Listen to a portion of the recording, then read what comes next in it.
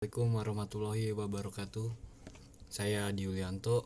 Di sini saya ingin membuat ringkasan materi 9 dalam soal tugas 2 pada materi 9 tentang pengembangan perancangan web. Dapat sumber perangkat lunak komersial, vendor, perangkat lunak in-house atau customizer software, perangkat lunak komersial vendor. Terdapat kelebihannya, implementasi cepat, penghematan biaya, estimasi biaya dan waktu, reliabilitas. Kekurangannya, kesesuaian rencana sistem yang tidak baik, ketergantungan tidak langsung pada vendor, penilaiannya, kinerja pengoperasian, dokumentasi, kemudahan pembelajaran, kemudahan penggunaan, pengendalian dan penanganan kesalahan, pengorganisasian proyek pengembangan perangkat lunak, komunikasi integritas, koordinasi, terdapat pendekatan organisasi, yaitu yang pertama tim pengembang program, yang kedua tim programmer kepala chef, yang ketiga tim pemrograman bersama. Pada program developer team terdapat tingkat yang paling atas terdapat manajer tim pengembang program, perencana, manajer tim pengembang program di atas, lalu di bawahnya terdapat perancang, pengkode, penguji bagian strukturnya. Nah, pada chief programmer team yang paling utama, paling awal terdapat kepala pemrogram, lalu bagian bawahnya administrator, lalu bagian keduanya asisten utama. Pada bagian kedua terdapat bawaan terdiri dari pustakawan, editor. Pada produktivitas yang akan menghasilkan output yang dihasilkan, lalu input yang dikonsumsikan. Terdapat kualitas perangkat lunak, dimensi pemakaian. Pada dimensi pemakaian terdapat kinerja pengoperasian keseluruhan, kemudahan pembelajaran, pengontrolan dan penanganan kesalahan, dukungan dan pembuatan dan pemeliharaan. Lalu pada perancang perangkat lunak terdapat dua bagian, yaitu perancang terstruktur dan perancang berorientasi objek. Pada perancang terstruktur, alat yang digunakan seperti DFD, ERD, STD, bagan terstruktur, SI atau pseudocode atau WSLICE-O. Pada karakteristik perancangan, modul disusun secara hierarki menggunakan logika CAL atau platform based, menggunakan alur kendali top to bottom atau bottom to top. Repetisi dalam satu modul, konsep kendali standar urut atau seleksi repetisi. Pada perancang berorientasi objek, orientasi pada objek, alat yang digunakan DFD, ERD, STD, bagan terstruktur, SE, pseudocode. Pada tahapannya, mendeskripsi objek, kelas, atribut dan daftar operasi, memodelkan relasi antara objek dan kelas, memodelkan pewarisan, menggabungkan faktor Murray. Mungkin sekian pada materi ke-9. Pada materi ke-10 tentang SDLC, pada bagian implementasi kita akan membahas rencana implementasi adalah formulasi rinci dan representasi grafik mengenai cara pencapaian implementasi sistem yang akan dilaksanakan tergantung pada kompleksitas proyek. Tim implementasi terdiri dari profesional sistem yang merancang sistem, para manajer dan beberapa staf, perwakilan vendor, pemakai Premiere, pengkode, dan teknisi. Bagian implementasi diperlukan persiapan tempat, pelatihan personil, persiapan atau pembuatan dokumentasi, konveksi file atau sistem, peninjauan pasca implementasi. Pada pertemuan ke-11 akan membahas tentang pemeliharaan sistem. Pemeliharaan sistem berawal begitu sistem baru menjadi operasional dan berakhir masa hidupnya. Jenis pemeliharaan sistem terbagi menjadi 4, yaitu pemeliharaan korektif, pemeliharaan adaptif, pemeliharaan penyempurnaan, pemeliharaan preventif. Siklus pemeliharaan sistem atau SMLC. Tahapan SMLC terbagi menjadi beberapa bagian, yaitu memahami permintaan pemeliharaan, mentransformasi permintaan pemeliharaan menjadi pengubah, menspesifikasi perubahan, mengembangkan perubahan, menguji perubahan, melatih pengguna dan melakukan tes penggunaan, mengkonversikan dan meluncurkan operasional, mengupdate dokumen, dan melakukan pemeriksaan pasca implementasi. Terdapat tiga pendekatan untuk menyusun pemeliharaan sistem, yaitu pendekatan pemisah, pendekatan gabungan, dan pendekatan fungsional. Pada materi pertemuan ke-12 tentang perancang sistem, perancang sistem terbagi menjadi dua bagian, yaitu perancang sistem secara umum atau perancang konseptual, perancang logika atau perancang secara makro. Yang kedua, perancang sistem terinci atau perancang sistem secara fisik. Pengertian perancang sistem menurut Verzeola atau John Reuter ketiga. Tahap setelah analisa dari siklus pengembang sistem, pendefinisian dari kebutuhan fungsional dan persiapan untuk rancang bangun implementasi, menggambarkan bagaimana suatu sistem dibentuk.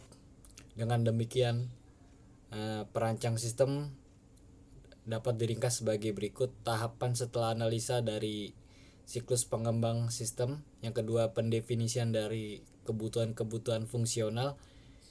Yang ketiga, persiapan untuk rancang bangun implementasi. Yang keempat, menggambarkan bagaimana suatu sistem dibentuk.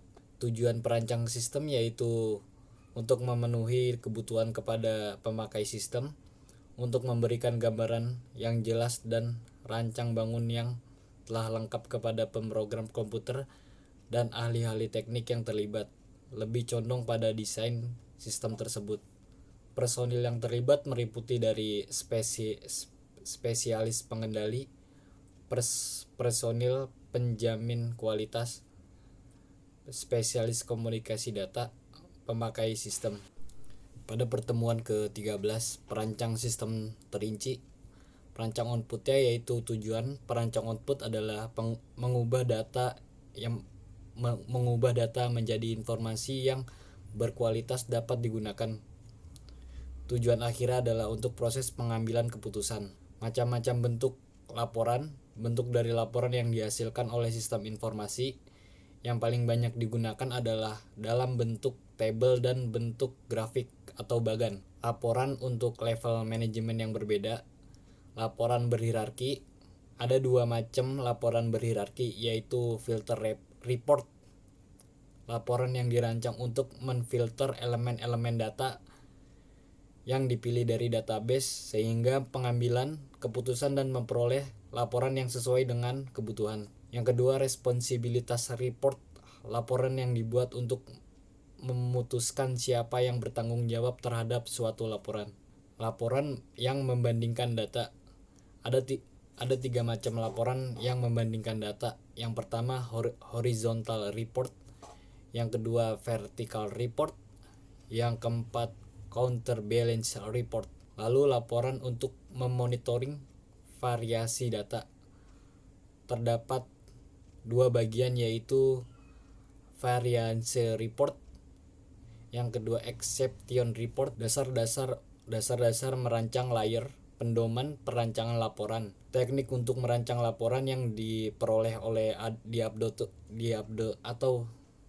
teknik untuk merancang laporan dapat diperoleh atau diadopsi dari perancang laporan di kertas. Yang harus diperhatikan yaitu organisasi dari layer, justifikasi dari field data, dan palabean dan pelabelan judul, spasi, identifikasi judul dan layar. Pada pertemuan ke-14 yaitu perbandingan model waterfall dan prototipe untuk pengembangan sistem informasi. Pada model waterfall model pengembangan perangkat lunak yang paling sering digunakan. Model pengembangan ini bersifat linear dari tahapan awal pengembangan sistem yaitu tahap perancangan sampai tahap akhir pengembangan sistem yaitu tahap pemeliharaan. Tahapan berikutnya tidak akan dilaksanakan sebelum tahapannya selesai dilaksanakan dan tidak bisa kembali atau mengulang ke tahap sebelumnya. Pada tahap prototipe, model prototipe merupakan suatu teknik untuk mengumpulkan informasi tertentu mengenai kebutuhan informasi pengguna secara cepat, berfokus pada penyajian dan aspek-aspek perangkat lunak tersebut yang nampak pelanggan atau pemakainya. Prototipe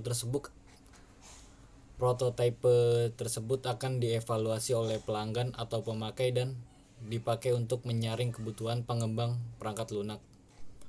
Pada hasil dan pembahasan, yaitu tahapan pengembangan perangkat lunak, perancangan sistem. Pada bagian perancangan sistem planning pada waterfall berawal dari kebutuhan. Pada prototyping berawal dari kebutuhan juga. Pada tahapan pengembang bagian keduanya analisis sistem atau sistem analis. Pada bagian waterfall kebutuhan data harus dianalisis di awal secara lengkap dan menyeluruh. Pada bagian prototipe kebutuhan dapat ditambah ataupun dikurangi sesuai dengan kebutuhan user ketika dilakukan testing. Mungkin itu saja pada pertemuan ke-14. Pada pertemuan ke-15 yaitu metode perbandingan model. Metode analisa yang digunakan dalam membanding model-model pengembangan database ini adalah Capability Maturity Model atau CMM dan SDLC, System Development Life Cycle atau siklus hidup pengembang sistem, yaitu pendekatan melalui beberapa tahap untuk menganalisis dan merancang sistem yang dimana sistem tersebut telah dikembangkan yang sangat baik melalui pengguna siklus kegiatan penganalisi dan pemakai secara spesifik. Pada software Capability Maturity Model atau CMM, level 1-nya yaitu initial. Pada level 2-nya yaitu repeatable. Pada level 3-nya yaitu definite. Pada level 4 yaitu managed. Pada level 5 yaitu optimizing. Pada System Development Life Cycle atau SDLC,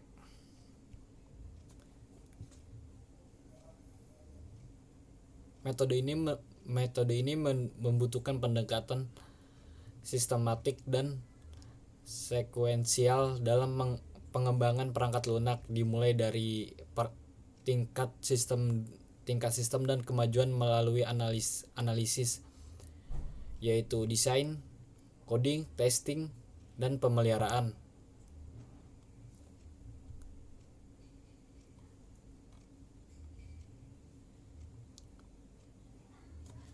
Terdapat bagian pada SDLC yaitu rekayasa dan pemodelan sistem informasi. Yang kedua, analisis kebutuhan perangkat lunak. Yang ketiga, designer atau desain. Yang keempat, penulis program atau coding. Yang kelima, melakukan testing. Setelah coding dibuat, lalu akan dilakukan testing agar sistem berjalan dengan normal. Oleh sebab itu dibutuhkan testing. Sekian pada materi ringkasan kali ini. Kurang lebihnya mohon maaf jika ada kesalahan-kesalahan kata. Assalamualaikum warahmatullahi wabarakatuh.